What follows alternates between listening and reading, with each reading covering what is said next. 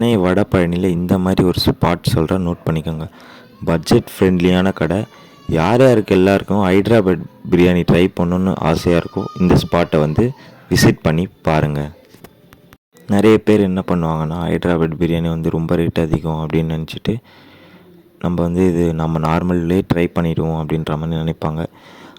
இது வந்து அந்த மாதிரி கிடையாது. ஒரு பட்ஜெட் ஃப்ரெண்ட்லியான ஒரு ஷாப் தான் இது. 200, 250 அதெல்லாம் நிறைய இருக்கும், நிறைய வெரைட்டிஸ்லாம் இருக்கும். இது வந்து ஜஸ்ட் 130 ருபீஸ் தான். டேஸ்ட்டு வந்து அல்டிமேட்டாக இருக்கும். ட்ரை பண்ணி பார்க்கலாம் தாராளமாக. நீங்கள் கரெக்டாக எக்ஸாக்ட் லொக்கேஷன் எங்கே இருக்குன்னா, வடபழனி மெயின் ரோட்லேயே இருக்குது உங்களுக்கு.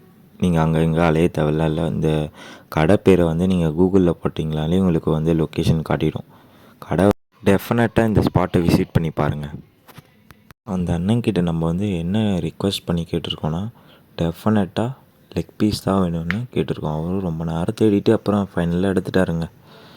எடுத்துகிட்டு நம்ம ஒரு குஸ்காவும் ஒரு பிரியாணி தான் வாங்கியிருந்தோம். டேஸ்ட் வந்து பிரியாணி அல்டிமேட்டாக இருந்தது, வேறு லெவலில் இருந்ததுங்க. சண்டே வந்து பாய் வீட்டு ஸ்டைலில் ஒரு பிரியாணி ஒன்று பண்ணியிருந்தோங்க. அது வந்து உங்களுக்கு ஒரு சீக்ரெட் சொல்கிறேன்னா, நான் மறந்துட்டேன் கடைசியில் சொல்கிறேன்னா, நான் இந்த வீடியோவில் நான் வந்து சொல்கிறேன். அது என்னென்னா, சாப்பாடு வேகிறதுக்கு முன்னாடி நம்ம வந்து புதினா, உப்பு, எலுமிச்சப்பழம் 3 ஆட் பண்ணியிருந்தோம்.